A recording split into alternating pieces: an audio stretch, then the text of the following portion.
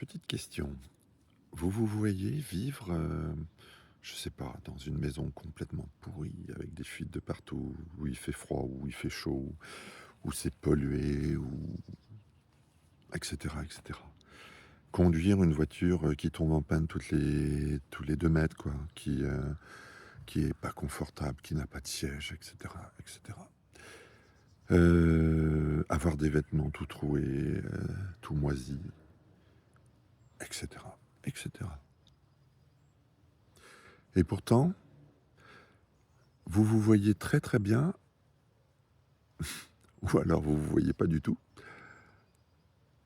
dans votre vie, dans le regard que vous portez sur vous-même, en vous culpabilisant pour, tout et rien, de pas avoir le bon vêtement, de pas avoir la bonne pensée, d'avoir plein de regrets, plein de remords en même temps, de pas être assez ou d'être trop, ou de pas savoir comment vous comporter, de pas avoir, mis de masque quand il en aurait fallu, alors que je vois pas pourquoi porter un masque pour ne pas être soi-même et donc vendre un produit qui enfin, ouais, je dis produit par provocation, hein, c'est-à-dire vendre une image qui n'est pas la vôtre et donc en souffrir parce que après on vous prend pour l'image et non pour ce que vous êtes.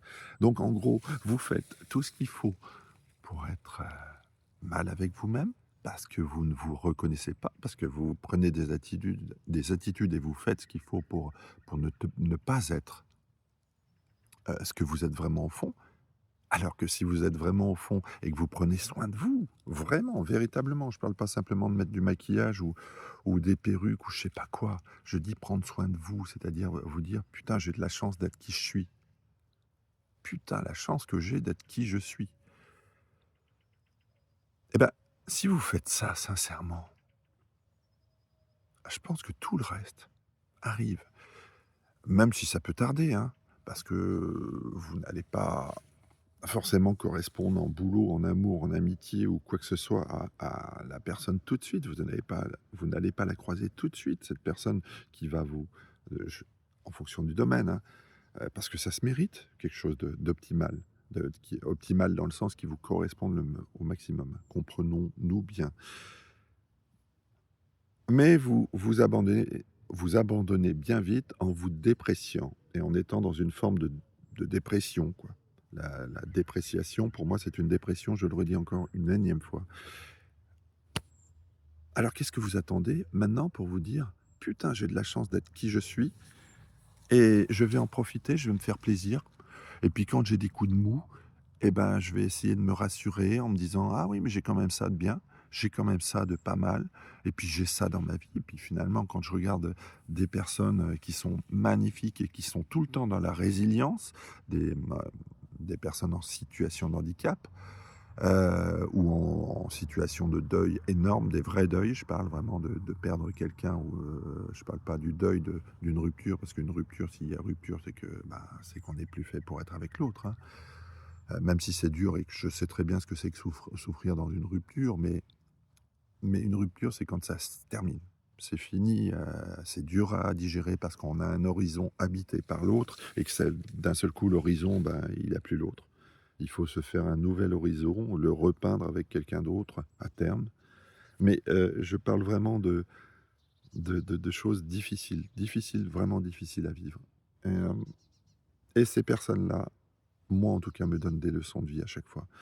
De résilience, vraiment de résilience. Alors que la plupart de ceux qui n'ont et de celles qui n'ont pas véritablement de gros problèmes, parce qu'elles ont fait de mauvais castings ou qu'ils ont fait de mauvais castings ou qu'ils ont fait, je sais pas moi, des mauvais choix et qui ne veulent pas assumer leurs responsabilités, leur entière responsabilité dans leurs choix et encore une fois, moi je m'inclus dedans, hein. Il y a aucun problème là-dedans. Je culpabilise pas les autres, je m'inclus dedans parce que voilà, j'observe et je m'observe aussi et et ben, dès qu'on a passé cette période de résignation stupide, logique peut-être, hein, peut-être, mais stupide, on tombe dans la résilience.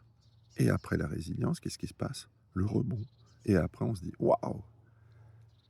Putain que j'ai de la chance d'être moi» et à partir de ce moment-là, qu'est-ce que je peux faire pour être mieux? Pour être beaucoup mieux, pour être bien, quoi. Voilà. Et ben, je profite, je m'achète, la nourriture qui me fait plaisir, et je fais de chaque jour une fête, avec des trucs pas forcément chers, mais des trucs qui font plaisir. Je fais ce qu'il faut, je vais dans la nature, je me reconnecte avec mon environnement, je ne me renferme pas sur moi-même et c'est tout. Si vous n'avez pas cette démarche de vous dire: «Putain, je suis vraiment quelqu'un d'aimable et quelqu'un de véritablement,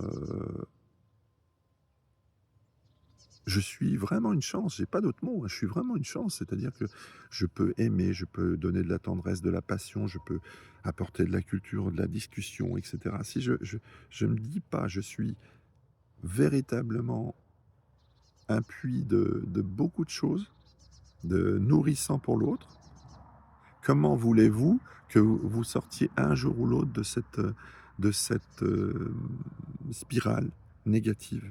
Et comment voulez-vous véritablement, heu, que le positif vienne à vous? C'est pas possible. Le positif ne vient à vous que quand vous commencez, je dis bien commencer, parce qu'après c'est un chemin et puis ça s'entretient, hein. Vous commencez à vous dire: «Ouais, je mérite ça et je fais ce qu'il faut pour le mériter». Et si ça vient pas tout de suite, je ne perds pas, heu, ma confiance, mon espoir, mon optimisme. Je suis une chance pour moi-même et aussi pour les autres. Je reviens sur ce terme et je vais vous faire chier encore longtemps là-dessus, c'est que c'est hyper important. C'est hyper important parce que c'est la base de tout.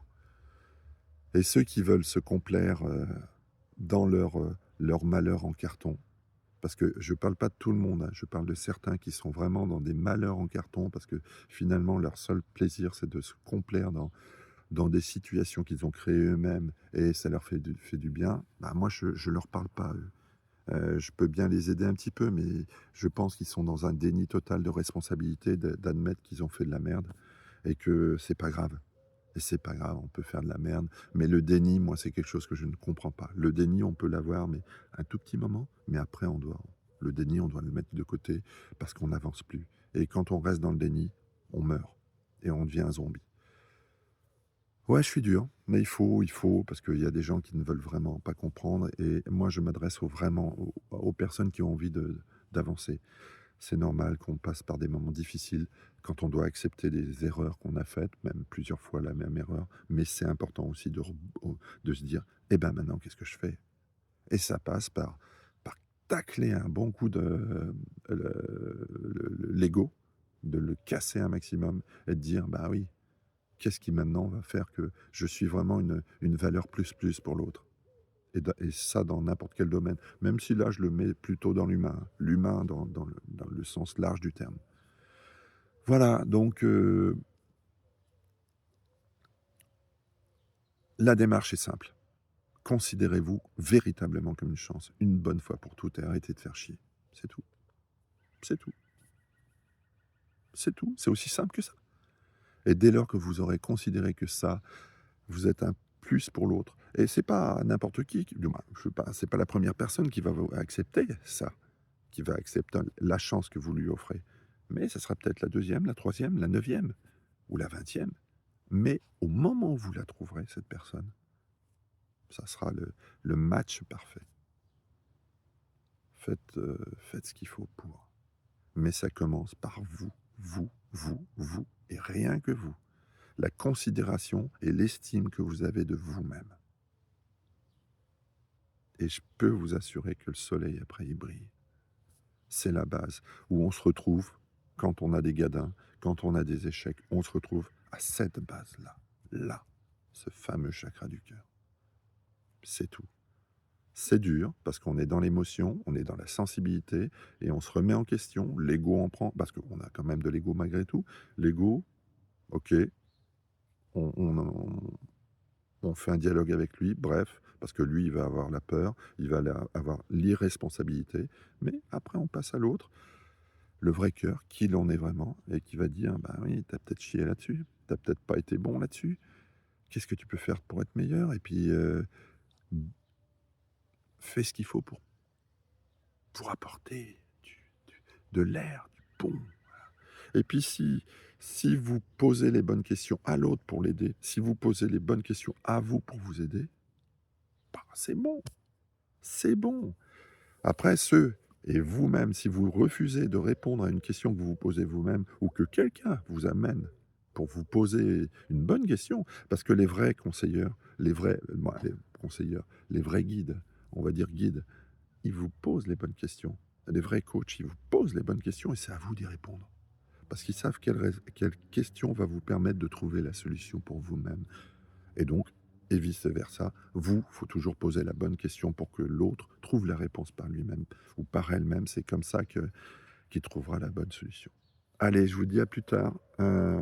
C'est vraiment important parce que c'est pas un boulot, c'est une démarche et c'est pour ça qu'on est venu ici.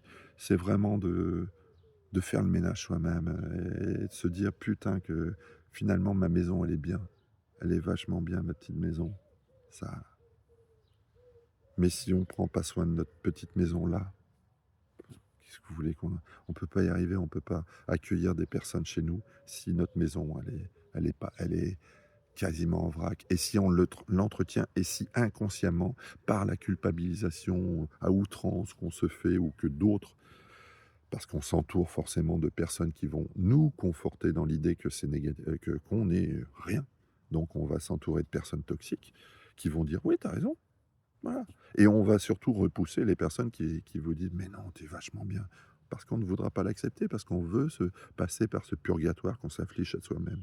Donc arrêtez cette autoflagellation stupide, stérile, qui va vous faire perdre énormément d'années, peut-être même toute votre vie. Soyez au contraire dans la vie et dites-vous: «À partir d'aujourd'hui, je veux m'offrir du bon parce que je le mérite». C'est tout. Allez, j'ai fait trop long, mais c'est pas grave. Il y en a qui auront lâché au milieu, mais c'est pas grave.